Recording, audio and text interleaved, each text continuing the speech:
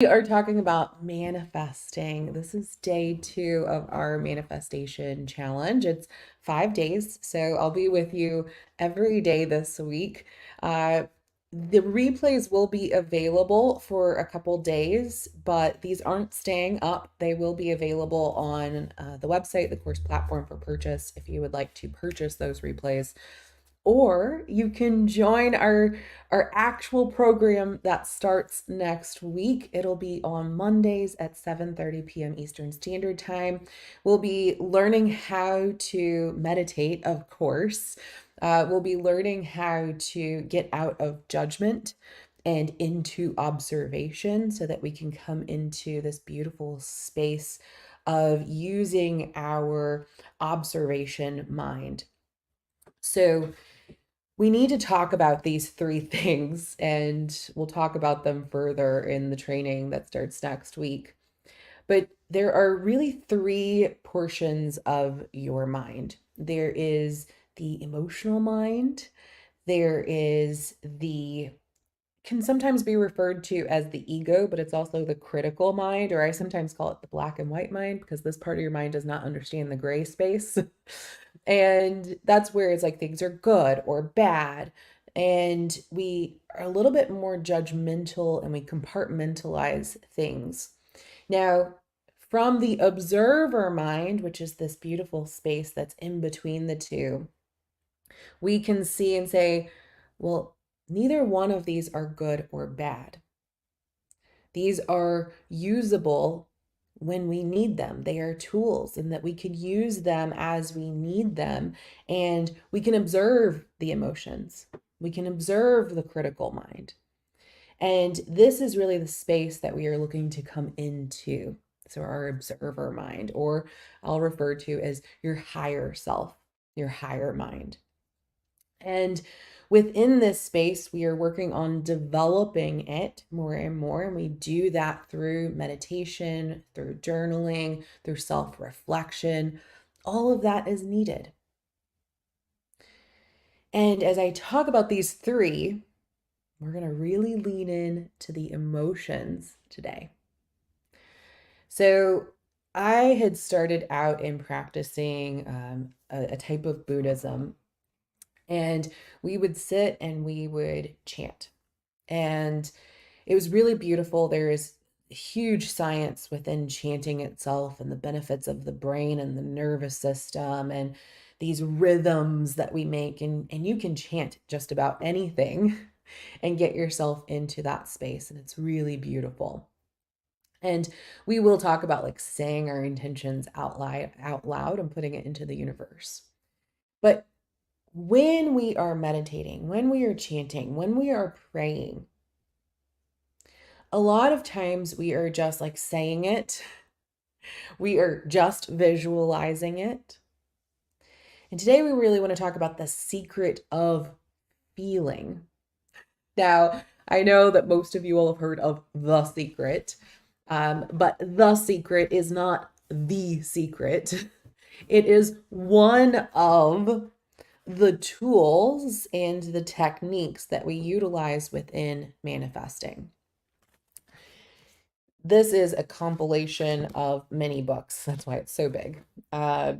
And I actually would probably recommend buying the little books so that you could carry them around with you as needed.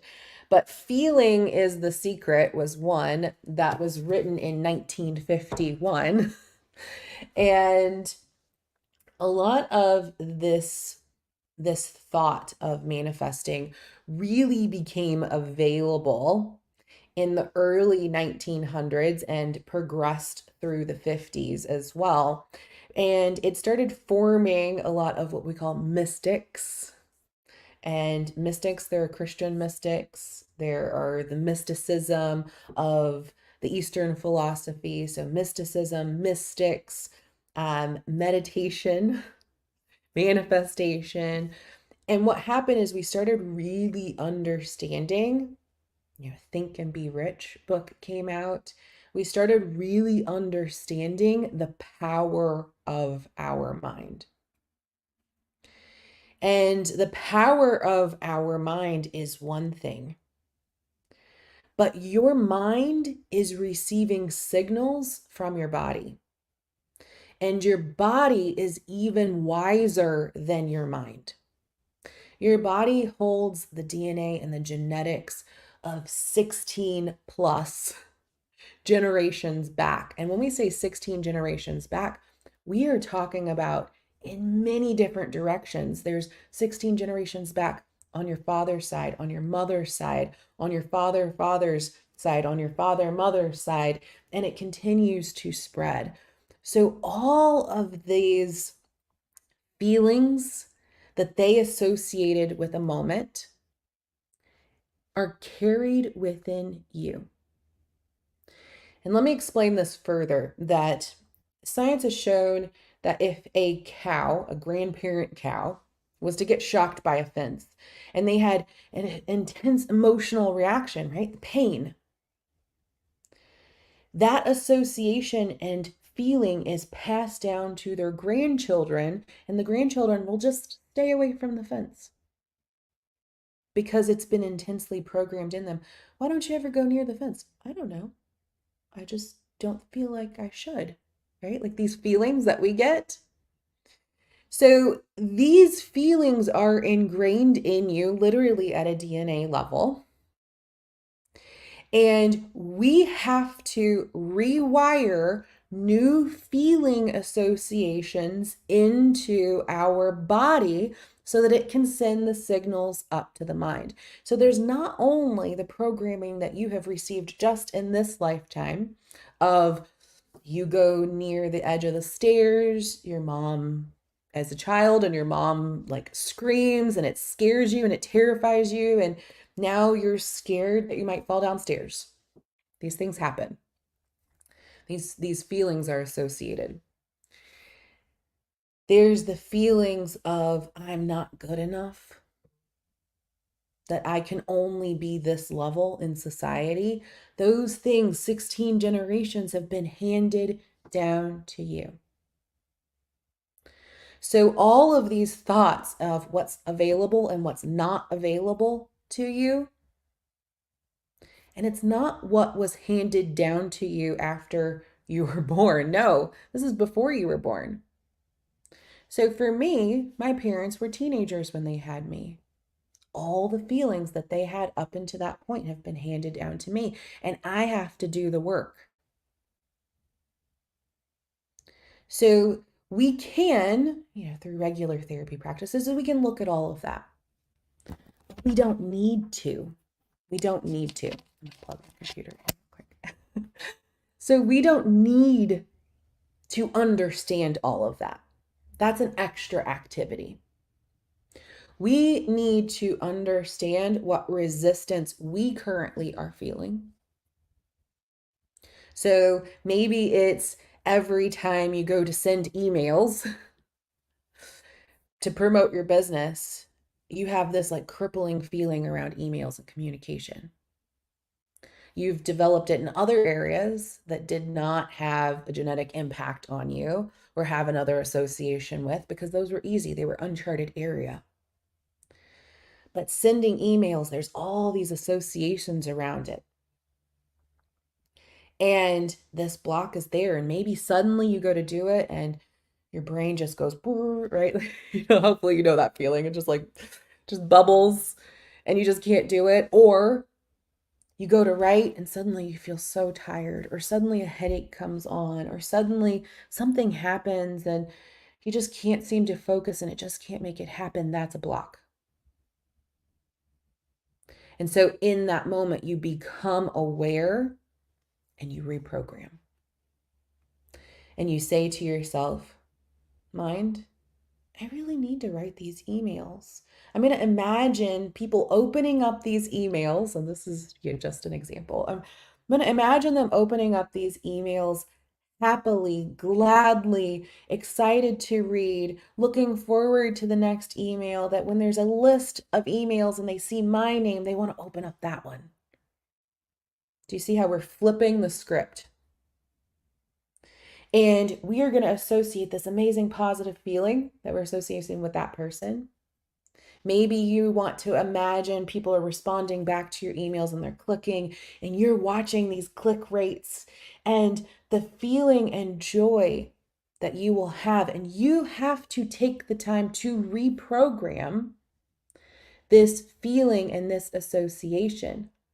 It's not a brush it off or I'm just going to make myself do it. It's reprogram that feeling association. Your brain is listening to everything, and it is doing what it thinks it needs to do to keep you safe based on the things that you've thought in the past, recently, and these thoughts are just going on and on and on.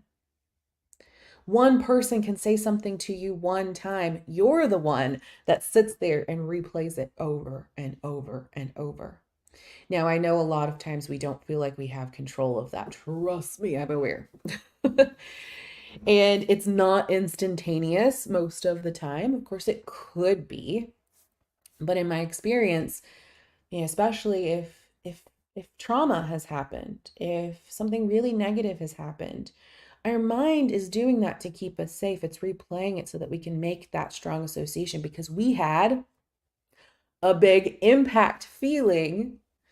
And when we had that feeling with that thought, our mind said, this is important. And we can go deeper into that. I'll just drop these nuggets and we can dive into this deeper. But no one can make you feel something unless you've already felt that before. Let me say that again. No one can make you feel something unless you've already felt that before.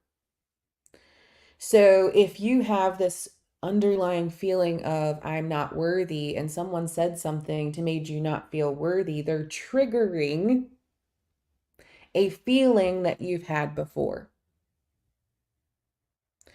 You can only receive it if you felt it before. Now, I know that's debatable, but to just play with that thought. These feelings are what are triggering the remembering.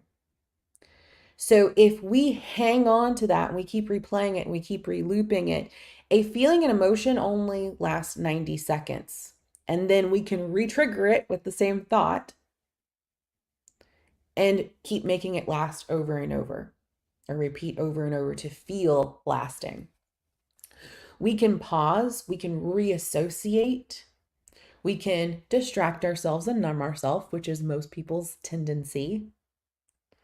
Or we can say, wow, I'm feeling something right now. I need to feel it, feel into it, allow this feeling to come through. I need to process it. And then I'm going to shift it. And then I'm going to reprogram it.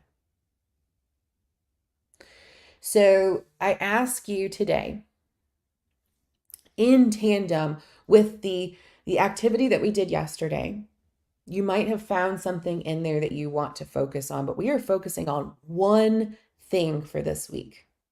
One thing. Now, this can be a big picture, but we need to have something that we can measurably say, I received what I asked for, or I didn't.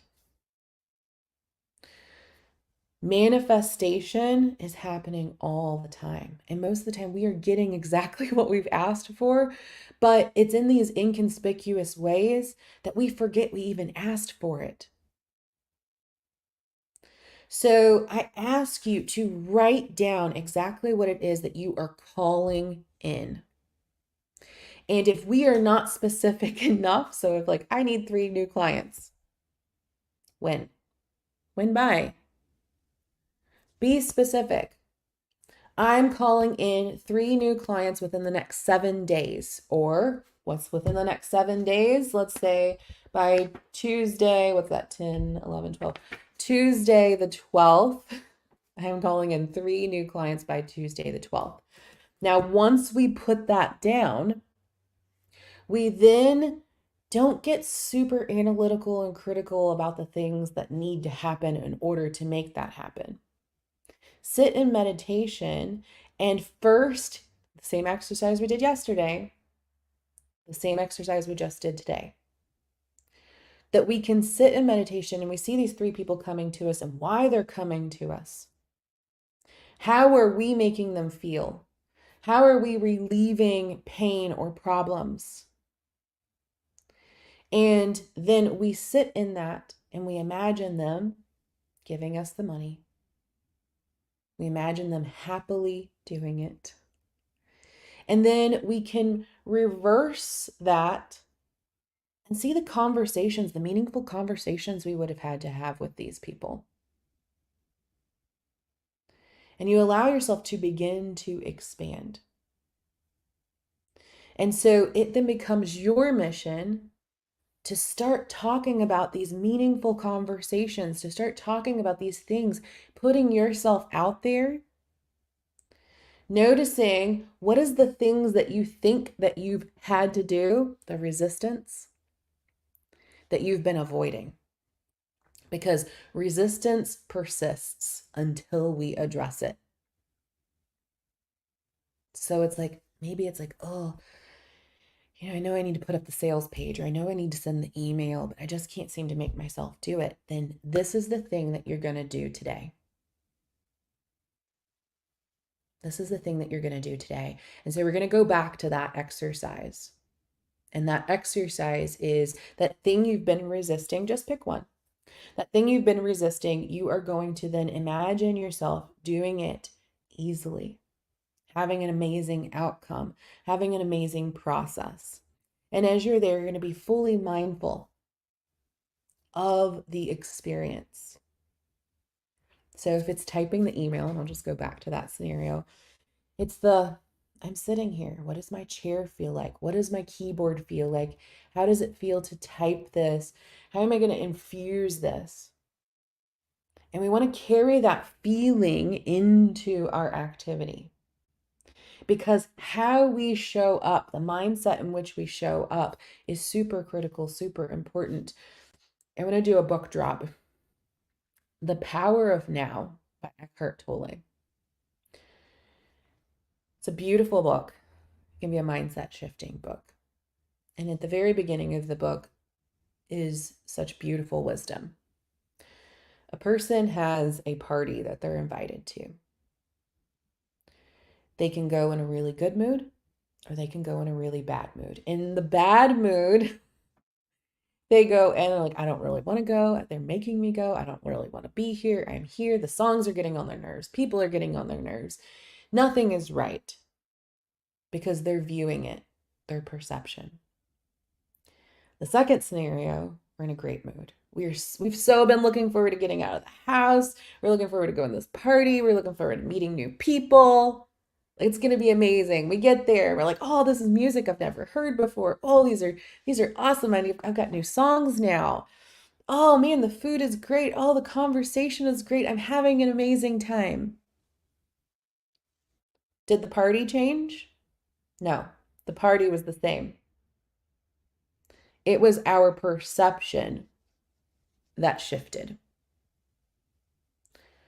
Our perception and shifting our perception from saying, oh, there's something I don't want to do. No, I want to do this. I want to do this because that's what we're doing today. I'm doing this. It's going to be amazing. And I'm going to do this as if this was something I chose to do. I'm going to do this as if it was something I chose to do. This is such a life-shifting, amazing tool to utilize. To even use this within our relationships. So maybe business is your focus this week, or prosperity, or maybe it's relationships, because relationships are present in everything that we do.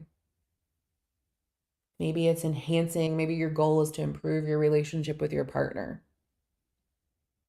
Maybe it's with a colleague. Maybe it's a client. And if that person is doing something and you just can't seem to see it because you are so like rose tinted glasses or tinted glasses at looking at them, ask yourself, if I have never met this person and I was listening to their challenge for the very first time, how would I perceive this? because often we are listening with all this baggage. Just like when we're going to do something, we are trying to do it with all this baggage, all these preconceptions.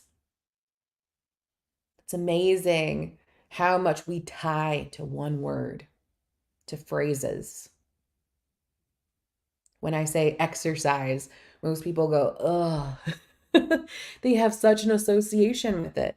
When I say meditation, a lot of time people have associations tied to that.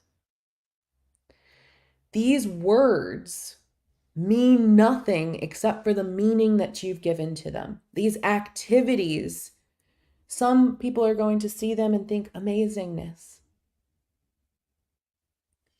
You have to change your perception. That is the only thing that you can control, is your perception. The only guarantee in life is change and death. Sorry, but it is. We have no control over anything. It's all imaginary. So I invite you to shift from that dark perception I just gave you and really open up to going, if this world was my virtual reality, and I was in this virtual reality and I was dropped into it and I was given amnesia and I don't remember this other world I came from because I'm so present into this virtual reality. And my only job within this virtual reality is to create and remember that I am the creator. And once I remember that I'm the creator and I can shift and change and make anything happen, when I fully step into that, that's when I win the game. What if? Could you entertain that thought for a moment? That from birth, we have just been given layers and layers of beliefs that we've put on. And we need to release these and go, what if all it takes is for me to truly, deeply believe in my own inner power for me to have whatever it is that I want? That we can bend time. Time is not linear. We think it's linear, but it's not linear. Time is actually stacked. Quantum physics, all moments, past and present and future, are all in this moment. Time, technically, technically it's an illusion because we think of it as linear.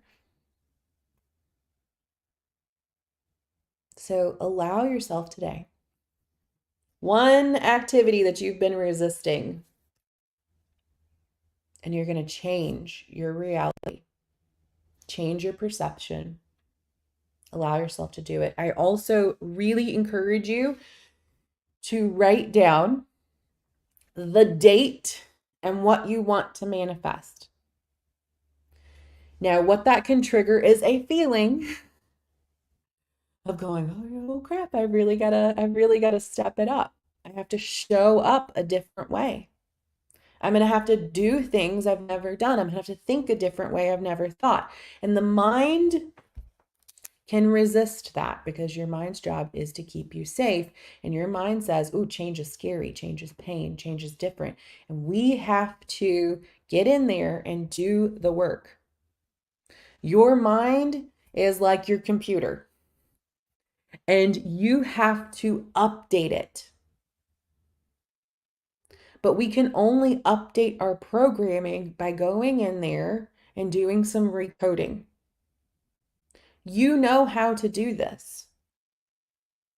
You go in and you give yourself the thoughts that you want to give yourself.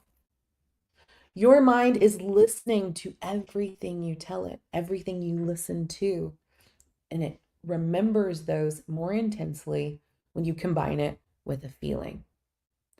So go take the time to sit into the feelings and tell your mind what you want it to do. Tell your mind what you want it to feel. Tell your mind the benefit of it. All right, so you've gotten your activity today. You've gotten your mini lesson. And as we move forward, I want to invite you to join me next week If you're not sure, you're like, oh, Izzy, how much is that going to cost? That's normally what I hear. It is going to be recorded first and foremost. The investment is really small. It is $150. $150 for 4 sessions. We're going to have recordings within the course platform that you will have access to. Our sessions will be recorded and put into the course platform for you. And as I host this in the future, you can come back and attend as well. Now, normally for things like that, I would charge like $2,000. But I'm offering this at a low, affordable price because this is life-changing. Also, if you would like to be a meditation instructor in the future, you have to take this course in order to be certified as a meditation instructor. So this is one of those requirements. We are going to be talking about mindfulness-based stress reduction. We're going to be talking about reprogramming the mind. We're going to give you a toolbox full of meditations that you can use at will. We're going to work on changing our relationship with our mind, being able to catch those thoughts, notice those thoughts, releasing judgment. We're going to be talking about the scientifically clinical way to improve your happiness quotient and how we get out of conditional happiness and into unconditional happiness. So if you're interested, it should be up and working. You can go to magnifiedabundance.com and more information will be there where you can click. You can also join directly from Izzy Nalley Consulting. There is a programs button on the service tab as well. If you have any questions, just message me. I can send you links as well. So thank you for joining me for day 2. Next up, we're going to be talking about authentic networking. So I'm teaching those on Tuesdays. I hope that you'll join me for that one as well. Lots of abundance that's woven into that one too. Don't forget to take the time to actually do this work. You can do this directly after, or maybe you mark time on your schedule for later this evening, but you're probably going to need about 30 minutes to sit down and do this. All right, see you tomorrow.